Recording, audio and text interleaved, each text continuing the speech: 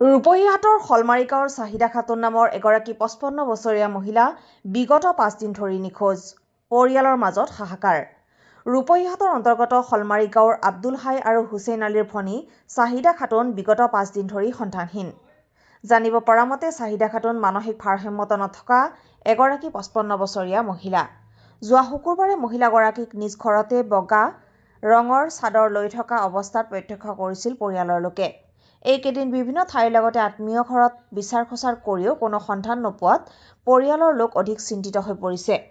উপায়হীন হৈ পৰিয়ালৰ লোকে সংবাদ মাধ্যমক একমাত্ৰ ভৰসা কৰি সমগ্ৰ অসমবাসীক কাতৰভাৱে আহ্বান জনায়, যদি কোনো সদাশয় ব্যক্তিয়ে স্ক্ৰীণত দেখা মহিলাগৰাকীৰ সন্ধান পায় তেন্তে 7896465120 নাইবা 9686040070 এই ফোন নম্বৰ দুটা যোগাযোগ কৰিব অথবা কাৱৈমাৰী আৰক্ষী চকীত যোগাযোগ কৰিব।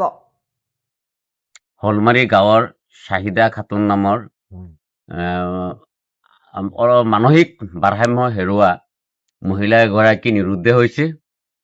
তো বেছি কথা ক'ব নাজানে, খালি দুই এটা কথা ক'ব পাৰে। তোৰ মানে বাইককাৰ নামখিনি ক'ব পাৰে বা বনি দুজনী আছে তেওঁলোকৰ নাম ক'ব পাৰে, বাকী নিজৰ নামটো তেওঁ ক'ব নোৱাৰে।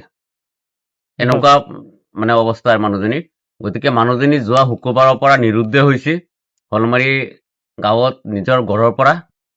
গতিকে পৰিয়ালৰ মানুহ খুব চিন্তিত এই মানুহজনীক লৈ পেলাই।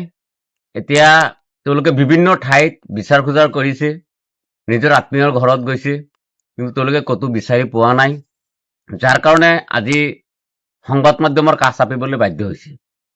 গতিকে সদায় ব্যক্তিৰ কোনোবাই যদি এই মানুহজনীৰ সন্ধান পায়, ইয়াতে ফোন নম্বৰ দিয়া থাকিব, যোগাযোগ নম্বৰ দিয়া থাকিব, আমি ফটোও দিম। যদি আপোনালোকে এই মানুহজনীক দেখা পায় তেতিয়াহ'লে মানুহজনীক এই ফোন নম্বৰত আপোনালোকে যোগাযোগ কৰি মানুহজনীক পৰিয়ালে যাতে পোৱাকে আপোনালোকে অলপ সহায় কৰি দিয়ে, তাৰ কাৰণে আমি পৰিয়ালৰ হৈ কাতৰ আহ্বান জনাইছো। তোৰ বাইককাৰ নাম হ'ল, এজনৰ নাম হ'ল কি আছে আব্দুল হাই আৰু এজনৰ নাম হ'ল হুছেইন আলী। গতিকে তেওঁলোকে এই মানুহজনী এইখিনি ক'ব পাৰে যে আব্দুল হাই, তোমাৰ দাদাৰ নাম কি, যে আব্দুল হাই আৰু হুছেইন আলী, সি এইখিনি ক'ব পাৰে, কিন্তু নিজৰ নামো ক'ব নোৱাৰে।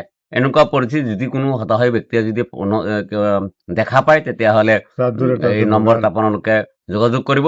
আৰু মানুহজনী ঘৰৰ পৰা যেতিয়া নিৰুদ্দেশ হৈছিলে তেতিয়া ঘৰৰ পৰা ওলাই যাওঁতে মানে গাত বগা ৰঙৰ চাদৰ আছিলে গাত, আৰু গাত চুইটাৰ আছিলে, যিহেতু ঠাণ্ডাৰ দিন আছিলে। গতিকে কোনোবাই ৰূপহী থানাৰ আণ্ডাৰত কাৱৈমাৰী আউটপোষ্ট এৰিয়া, হলমাৰী গাঁও। ৰূপহীহাটৰ পৰা ছাদ্দাম হুছেইনৰ ৰিপৰ্ট, আছাম ৰিপৰ্টছ লাইভ।